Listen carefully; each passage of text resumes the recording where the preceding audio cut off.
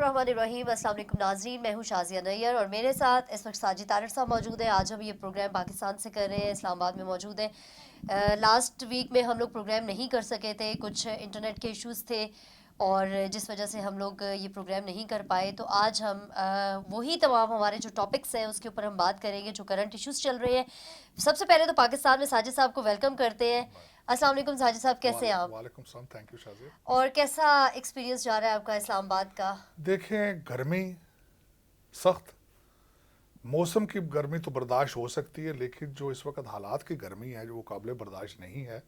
और उसमें बिलखसूस जब मैं आया था उस वक्त एक दिन पहले ही अभी धरना टाइप जो था ये इस्लामाबाद में, सारे जो दरख्त थे वो सारे जला दिए गए थे, एक मेट्रो भी जल चुका था। और ऐसा केयास था कि पता नहीं मैं किस तरह होटल में पहुंचूंगा या जहां मैंने ठहरना है। सो हालात, सर्कमस्टांसेस वर वेरी टेंस। मतलब आपका जो वेलकम था वो एक अच्छा वेलकम नहीं हो नहीं सका था, इस्लामाबाद में। बिल्कुल नहीं। साजिद साहब, इमरान खान साहब बनी गाला वापस पहुंच चुके हैं।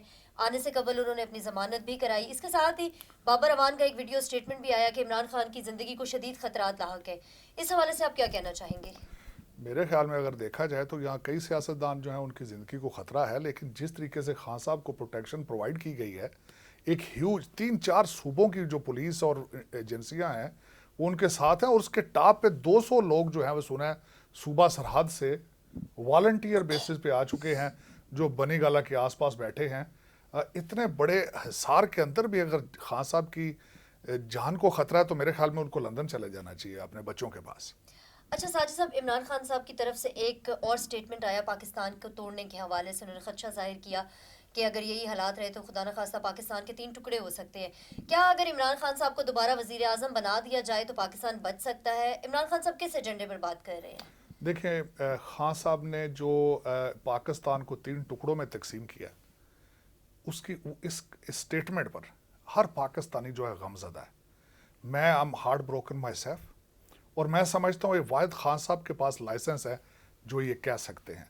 अगर कोई दूसरा पाकिस्तानी इस तरह कहे कि पाकिस्तान के 3 या 6 टुकड़े होंगे, उसकी लाश या तो बोरी में मिलेगी या फिर वो लंदन भाग जाएगा। लेकिन खान साहब ने, अब देखें अगर सोचा जाए तो 3 हफ्तों में या 1 महीने में ऐसी कौन सी बात हुई है जिससे पाकिस्तान के 3 टुकड़े हो गए होंगे? शहबाज शरीफ ने कौन सा ऐसा काम किया जिससे पाकिस्तान को खतरा लाहक है?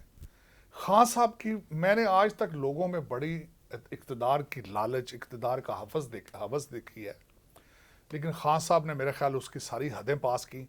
जिस तरीके से वज़ीर आज़म हाउस खाली कराया गया, जिस तरीके से उन्होंने सूबा सरहद में जाके पॉलिटिकल असाइलम ले लिया, जिस तरीके से सूबा सरहद की हुकूमती मशीनरी को इस्तेमाल किया गया, जिस तरीके से हुकूमती सूबा सरहद का जो सरकारी फंड्स हैं उसका इस्तेमाल किया गया, मैं समझता हूँ ये रियासत मदीना के ठेकेदार जो हैं उनको ये इस तरह जेब नहीं देता। और आप जो आपने बात की 3 टुकड़ों की, अब ये एक्सट्रीम थी कि अगर मैं नहीं तो पाकिस्तान के 3 टुकड़े, अगर मैं नहीं तो पाकिस्तान सफ़ाए हस्ती से ख़त्म हो जाएगा। तो इसको सियासत नहीं कहा जा सकता। मैं मज़ीद आगे चल के बताना चाहूँगा कि हमारी डायरेक्शन क्या है। ये एक सियासी तंजीम जो है वो अब एक मज़हब बन चुका है, एक फितना बन चुका है, और अगर ये इनको ना कंट्रोल किया गया तो पाकिस्तान खुदा न खास्ता किस डायरेक्शन पे होगा, मैं आगे बल्कि मज़ीद इस पे बात करना चाहूँगा। अच्छा साजिद साहब, IMF की कड़ी शराइत के ऊपर पाकिस्तान किस तरह से पूरा उतरेगा? इस वक्त महंगाई की शरह जो है वो सबके सामने है। एक गरीब आदमी के लिए 2 वक्त की रोटी का हसूल जो है वो नामुमकिन होता जा रहा है। PTI ने जो मुआहदे किए, शाह महमूद कुरैशी साहब की तरफ से भी ये बताया गया कि हमारी दौर में ही ये मुआहदा साइन किया गया। कैसे PTI इतने सख्त शराइत के ऊपर कर्ज ले सकती थी? उन्हें क्या उस वक्त गरीब आवाम का एहसास नहीं था? देखिए, ये बारूदी सुरंगें बिछाई गई थी नई आने वाली हुकूमत के लिए।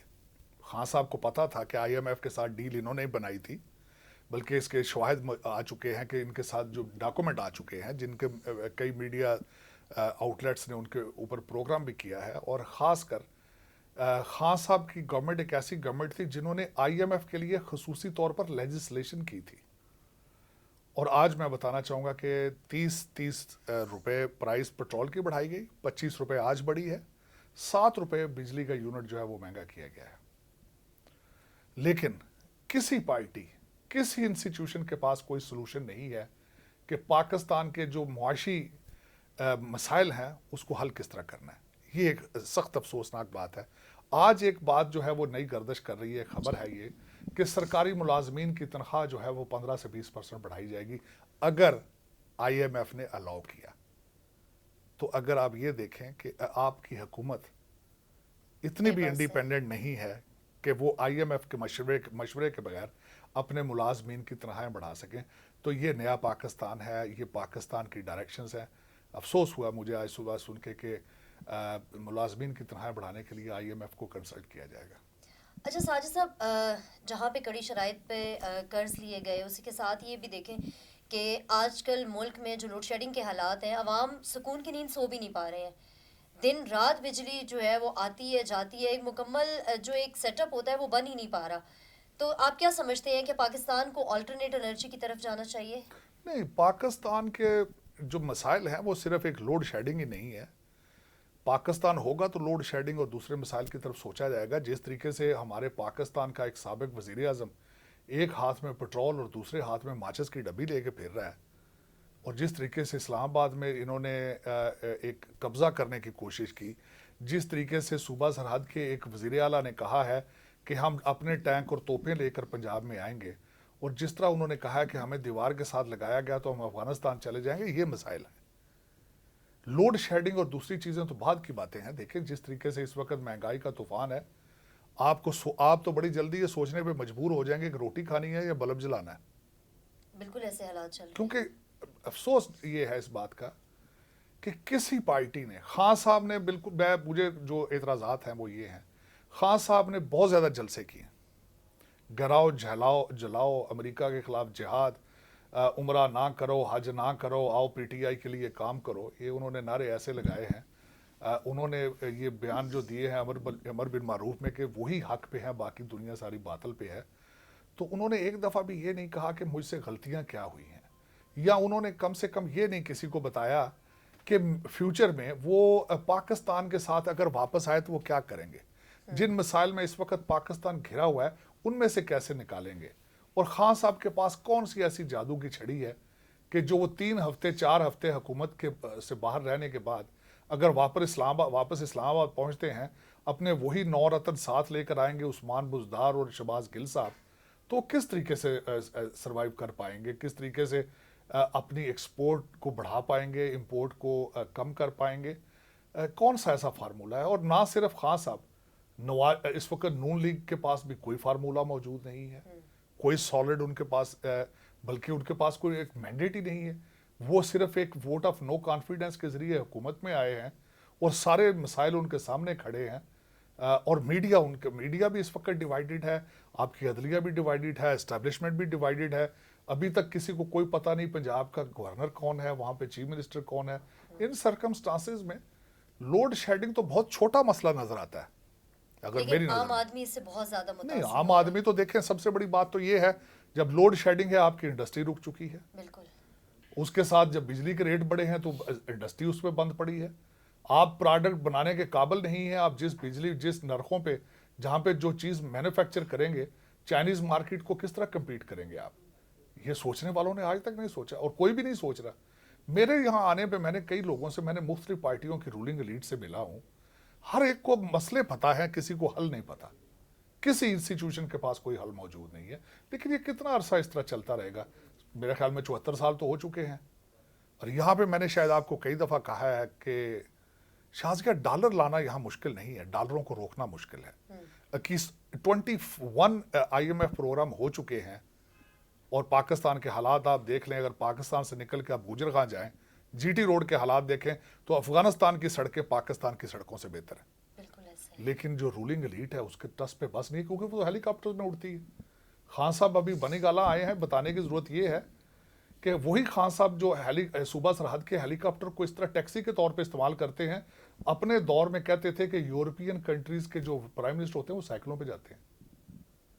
ये तजाद अमर बिन मारूफ के फाउंडर का है। तो आप देखें ना, पूरे पाकिस्तान को अब साइकिल की ही ज़रूरत पड़ रही है। जिस हिसाब से टैक्सियों के किराए बढ़ गए हैं, जिस तरह ट्रांसपोर्ट महंगी होती जा रही है, एक आम आदमी तो अफोर्ड ही नहीं कर पा रहा। नहीं, मैं डिसएग्री करूंगा। रूलिंग एलीट अपनी V8 पे ही चढ़ेगा। रूलिंग एलीट के पास इतना पैसा मौजूद है کہ پاکستان میں اگر 1000 روپے کا لیٹر ہو جائے وہ پھر بھی V8 پہ ہی چڑھیں گے. مار کھائے گا غریب کا بچہ یا جو جاب کرتا ہے یا چھوٹا موٹا کاروبار کرتا ہے. اچھا ساجد صاحب، بجلی، گیس، پیٹرول کی قیمتیں آسمانوں پر پہنچ رہی ہیں اور اس کی قیمت غریب آدمی پے کر رہا ہے، لیکن ہماری جو اشرافیہ ہے وہ اپنا جو ایکسپینس ہے وہ کسی صورت کم کرنے کو تیار نہیں ہے، اپنی قربانی نہیں دینا چاہتے لیکن قربانی مانگ رہے ہیں ایک غریب آدمی سے. اس کے بارے میں کیا کہنا چاہیں گے؟ دیکھیں غریب آدمی کے بارے میں خان صاحب آئے تھے تو کتنے سہانے انہوں نے خواب دکھائے تھے. آپ نے کوئی بھی گورنر ہاؤس گرا دیکھا ہے؟ کوئی آپ نے انہوں نے کہا تھا کہ جی چھوٹی گاڑیاں چلائیں گے, ہم گورنر ہاؤسز کھول دیں گے, پرائم منسٹر ہاؤس لائبریری بنے گا. آپ نے کچھ بھی دیکھا ہے؟ آپ نے کوئی ایسا چیز دیکھی ہو جو خان صاحب نے ڈیلیور کیا ہو؟ اور خاص کر اب تو ملک ریاض کی ویڈیوز نکل رہی ہیں 3 کیرٹ کا ہیرا یا 5 لیکن اس پہ کیرٹ کہہ کا. رہے ہیں وہ فیک ویڈیوز ہیں. نہیں, ان کے کہنے پہ تو وہ تو کہہ دیتے ہیں نا, جو ہم ان کے کہنے پہ تو کل آپ الیکشن کرائیں وہ ہار جائیں گے تو وہ کہیں گے الیکشن بھی فیک تھے. وہ تو ایک ایسا جو ہے وہ انوکھا لاڈلا کریٹ ہو چکا ہے جو کھیلنے کے لیے چاند مانگتا ہے. یہ تو میرا مقصد ہے. ان کے کہنے پہ تو وہ تو عدلیہ میں فیصلہ ان کے خلاف نہ آئے تو عدلیہ فیک ہے, بالکل ایسا الیکشن ہار جائیں تو الیکشن فیک ہے. یہ میرا مقصد ہے, اس کا تو کوئی حل نکلنا چاہیے. میرے خیال میں جن انسٹیٹیوشنز نے ان کو کریٹ کیا تھا ان کی یہ مورل رسپانسبلٹی ہے کہ اس کو ٹھیک کیا جائے اور پاکستان کو کسی صحیح ڈائریکشن پہ لایا جائے. اب اس سے زیادہ وہ انسٹیٹیوشنز کیا دیکھنا چاہتے ہیں؟ انہوں نے کہا کہ فوج روس کی بھی بہت طاقتور تھی لیکن نہیں بچا سکے. یوکرین کے انہوں نے اپنے ایٹمی اثاثوں سے دستبردار ہونا پڑا. لیکن اب دیکھیں ان کو کون یہ بتائے گا, ان کی سافٹ ویئر کس نے اپڈیٹ کرنی ہے کہ آپ اسٹیٹ آف پاکستان کے لیے خطرناک منصوبے بنا رہے ہیں؟ یہ کون روکے گا ان چیزوں کو؟ اور ان کے سٹیٹمنٹس کو بھارت میں بہت اپریشیٹ کیا گیا ہے. ان چیزوں کو دیکھیں, وہاں پر تو چھوٹی سے چھوٹی بات کو بھی ہائی لائٹ کیا جاتا ہے. تو اصل میں میں خود یہ کہتا ہوں کہ 5th جنریشن وار, اگر کسی نے فیوچر میں 5th جنریشن وار کا صحیح موازنہ کرنا ہوا یا کہیں ان کو مثالیں ڈھونڈنی پڑی تو میرے خیال میں پاکستان اس میں نمبر 1 ہوگا. کس طریقے سے لونڈے لپاڑوں نے 8 فیک اکاؤنٹ ٹویٹ کے بنا کر اپنی عدلیہ اور فوج کو بدنام کیا ہے. یہ میں سمجھتا ہوں یہ واحد خان صاحب کی کامیابی ہے, اس کے علاوہ کچھ بھی نہیں. اچھا ساجد صاحب, بھارت کی جو بی جے پی ہے اس کی جانب سے ایک بڑا خطرناک سٹیٹمنٹ آیا, توہین مذہب کو ہوئی اور اس کے اوپر ان کو کسی قسم کی کوئی شرمندگی بھی نہیں ہے. پورے دنیا میں مسلمان ہرٹ ہوئے اس کے اوپر. اسلامو فوبیا جس طرح سے بڑھتا جا رہا ہے, آپ کیا سمجھتے ہیں معاشرے پہ اس کے کیا اثرات مرتب ہوں گے؟ دیکھیں میں اس پہ مودی صاحب کو بلیم نہیں کروں گا. وہاں پہ رہنے والے مسلمانوں کو اس پہ سٹینڈ لینا پڑے گا, لینا ہوگا. وہ کئی دفعہ کہہ چکے ہیں, پاکستان کی طرف کہہ بھی چکے ہیں کہ آپ اپنے مسائل پہ توجہ دیں, ہمیں اپنی حالت پہ چھوڑ دیں, ہم انڈیا میں خوش ہیں. لیکن دوسری طرف بی جے پی والوں کو یہ نہیں پتا کہ مسلمانوں کے جذبات سے ریڈ لائنز کیا ہیں. اور جو میں نے اگلے دن جو سٹیٹمنٹ سنی ہے وہ بی جے پی کی لیڈر کی, انہوں نے ریڈ لائن کراس کی ہے. لیکن یہ کمزور قوموں کے ساتھ ہوتا رہتا ہے. مسلمان ایک کمزور قوم بن چکے ہیں, چاہے وہ مسلمان فلسطین کا ہو, سیریا کا ہو, چاہے وہ مسلمان چائنا کا ہو, چاہے وہ برما کا ہو. اب تو میں سمجھتا ہوں جو مسلمان پاکستان میں بھی کمزور ہو اس کے حالات بھی یہی ہیں. لیکن اب دیکھیں کہ انڈیا کے اندر کئی مسائل ہیں. انہوں نے بلکہ بی جے پی پارٹی کی, مودی پارٹی کی ایک پولیٹیکل اسٹریٹجی ہے کہ مسلمانوں پہ جتنا پریشر ڈالیں گے, مسلمانوں کو جتنا تنگ کیا جائے گا, مارا پیٹا جائے گا, ہندو طبقہ اتنا خوش ہوگا اور وہ ان کو ووٹ دیں گے. اور اسی فلاسفی پہ کام ہو رہا ہے اور بڑے عرصے سے ہو رہا ہے. لیکن میرے خیال میں چاہیے انڈیا کے مسلمانوں کو کہ اس کے خلاف اپنی پولیٹیکل موومنٹ چلائیں, اپنا جہاں انہوں نے ساری زندگی سے رہ رہے ہیں, جہاں رہنا ہے الٹیمیٹلی اس کا کریں. پاکستان میں بھی لوگوں کے جذبات مجروح ہوئے, مجھے خود دکھ ہوا ہے. لیکن مجھے افسوس یہ بات کا ہے کہ لوگوں نے صرف احتجاج کیا ہے لیکن انہوں نے بائیکاٹ نہیں کیا. ان کو چاہیے تھا انڈین پروڈکٹس کا بائیکاٹ کرتے. 3 ممالک میں ہوا, سعودی عرب, بحرین اور یو اے ای میں انہوں نے یہ کیا ہے کہ آئی تھنک ہائپر مارٹ جو ہے وہ انڈینز کا تھے تو انہوں نے بند کیا, لیکن باقی پوری دنیا میں ایسا کچھ نہیں ہو سکا. لیکن اس کے اوپر آپ کیا سمجھتے ہیں, سخت سٹینڈ ہونے چاہیے میرے تھے؟ خیال میں ہونا چاہیے. دیکھیں ہر مذہب, میں ذاتی طور پر پرسنلی ہر مذہب کی عزت کرتا ہوں. اس کی وجہ یہ ہے کہ یہ لوگوں کا پرسنل میٹر ہوتا ہے. کسی کو پوک, کسی کے مذہب پہ اس طرح کی سٹیٹمنٹ نہیں دینی چاہیے, پوک نہیں کرنا چاہیے. دنیا کا ہر مذہب ایک اچھا مذہب ہے اگر آپ اس کے اصول اپنائیں. آپ لیکن یہ کہ میں سمجھتا ہوں کہ ان کو یہ اس چیز کی اجازت نہیں تھی. آج اگر کوئی مسلمان کھڑا ہو کہ ان کے گارڈز کے بارے میں اس طرح کی باتیں کریں تو ان کے جذبات مجروح ہوں گے. تو میرے خیال میں people should stay within their own boundaries. اچھا ساجد صاحب، قریشی صاحب ایم پی اے کا الیکشن لڑ رہے ہیں، اس پہ کیا کہنا چاہیں گے آپ؟ یہ میں شازیہ ہمیشہ اپنے سیگمنٹس میں کہتا رہا ہوں کہ قریشی صاحب جب فارن منسٹر تھے تو اس وقت بھی وہ ان کی پہلی پرائرٹی یہی تھی کہ شاید کسی طریقے سے وہ چیف منسٹر بن سکیں. وہ فارن منسٹر خوش نہیں تھے، چیف منسٹر بننا چاہتے تھے کیونکہ چیف منسٹر کے is a very lucrative and attractive position. آج اس کا جواب نکل آیا ہے کہ قریشی صاحب اسی ایک کینڈیڈیٹ کے خلاف الیکشن لڑنے کے لیے تیاری کر رہے ہیں ملتان میں جس سے وہ پہلے الیکشن ہارے تھے. اب وہ پہلے وہ جو تھا اب وہ دوسرا نون لیگ کا وہ ٹکٹ مل چکا ہے انہیں جو ان کا اپوننٹ ہے، اور قریشی صاحب کو ابھی بھی خطرہ ہے کہ شاید دوبارہ ہار جائیں. لیکن ان کی وہ جو خواہش ہے چیف منسٹر بننے کی وہ آج بھی تازہ ہے. تو میں سمجھتا ہوں کہ آج my point has been proven correct کہ قریشی صاحب first priority to become chief minister of Punjab. اچھا ساجد صاحب، قاسم سوری صاحب کے حوالے سے کچھ بات کرنا چاہوں گی کہ ان کے بھائی اور بھتیجے الیکشن ہار گئے ہیں، اس کے اوپر کیا کہنا چاہیں گے؟ حالانکہ پی ٹی آئی کہتی ہے ہم لوگ بہت پاپولر ہیں اور جو الیکشن کے رزلٹ آ رہے ہیں وہ کچھ ڈفرینٹ آ رہے ہیں، تو آپ کیا کہیں گے اس پہ؟ دیکھیں قاسم سوری صاحب کی تو اپنی سارا ٹینیور جو تھا اٹ واز کنٹروورسل. ان کے اوپر جو تھا ایلیگیشنز تھے اور انہوں نے اسٹے اور ان چیزوں کے اوپر ہی ساری اپنی جو ہے وہ ٹینیور پورا کیا ہے. لیکن اس وقت اگر دیکھا جائے تو پی ٹی آئی کی جو اس وقت پاپولیرٹی ہے وہ صرف ینگ بچے آتے ہیں، کیونکہ شروع سے میں نے آپ کو بتایا تھا کہ ان کو کریڈٹ دینا چاہیے ڈی جے بٹ کو. ان کے فاؤنڈنگ جو ممبر جو ڈی جے بٹ صاحب ہیں کیونکہ وہ رونق بناتے ہیں، عطا اللہ نیازی صاحب گانے گاتے ہیں اور بچے جو ہیں وہ ڈانس وانس کرنے آتے ہیں. وہ ہاں انٹرٹینمنٹ، وہ شیلنگ نہیں، وہ جوتے ووتے نہیں کھائیں گے، وہ شغل میلے کے لیے آتے ہیں اور نہ وہ ووٹر ہیں. وہ تو بچے ہیں بیچارے، ٹویٹر شویٹر کھیل رہے ہیں وہ. تو آپ دیکھیں گے یہ لوگوں کو مس انڈرسٹینڈنگ ہے. ووٹ ڈالنے والے لوگ کچھ اور ہیں، فن کرنے والے کچھ اور ہیں. یہ اور اس وقت تضاد اس بات کا ہے کہ نعرہ عمل بالمعروف کا ہوتا ہے، ساتھ بچیاں ڈانس بھی کر رہی ہوتی ہیں اور ڈی جے بٹ کے گانے بھی چل رہے ہوتے ہیں. اچھا ساجد صاحب، ایک اور چیز میں پوچھنا چاہتی ہوں، کیا ہم پاکستان سے افغانستان کی طرف جا رہے ہیں؟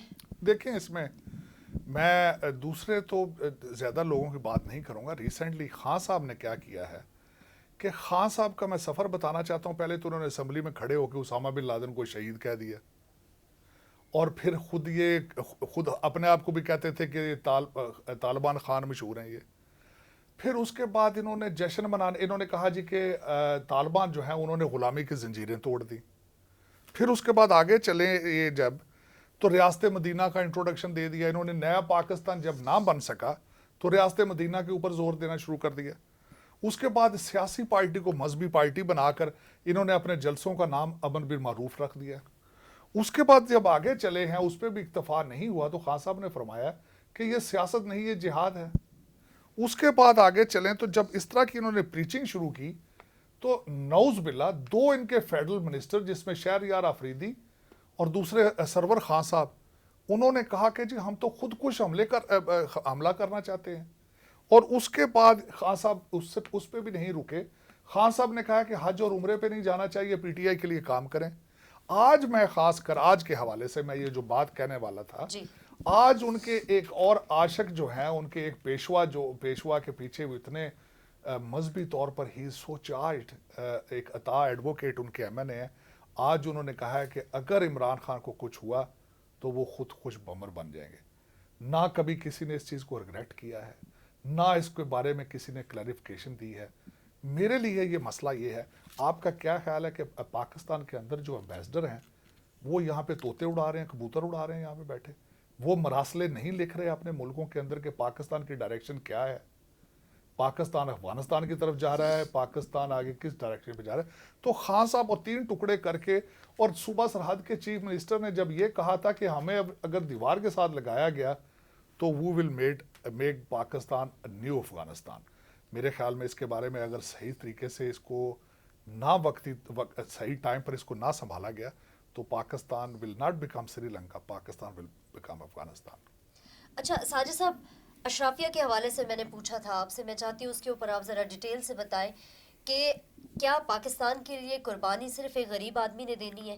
اشرافیہ کی عیاشی کیوں نہیں ختم ہو رہی؟ دیکھیں اس آپ کے سامنے ہے کہ وہ کس طرح کی زندگی گزار رہے ہیں. دیکھیں پاکستان جب سے یہاں سے گورا چلا گیا، برٹش چلا گیا، لیکن اپنے نمائندے چھوڑ گیا.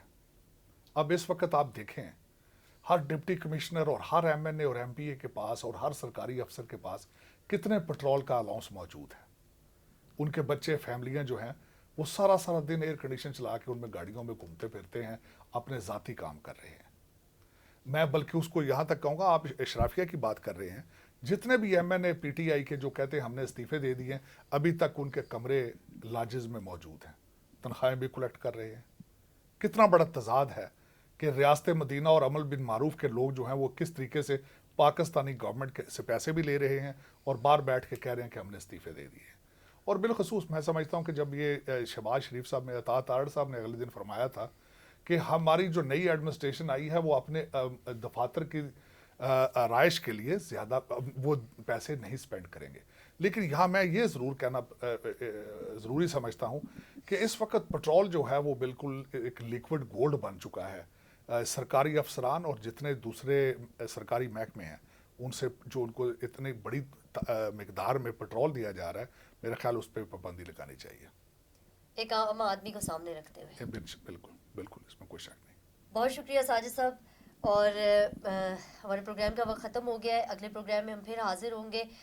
جب تک ساجد صاحب اسلام آباد میں ہیں تو یقیناً ہم یہیں سے پروگرام کریں گے، اور ہوپ فلی کہ اگلے پروگرام میں ہم جو مزید پاکستان کے مسائل کے حوالے سے بات کرنا چاہیں گے، اور یہ چاہیں گے کہ کوئی ایسے سلوشنز نکل سکیں جس سے پاکستان کے مسائل کا حل سامنے آئے اور ان مسائل سے ہماری جان چھوٹ سکے. تب تک کے لیے مجھے اور ساجد تارڑ صاحب کو اجازت دیجیے. اپنا بہت خیال رکھیے گا. اللہ حافظ. پاکستان زندہ باد.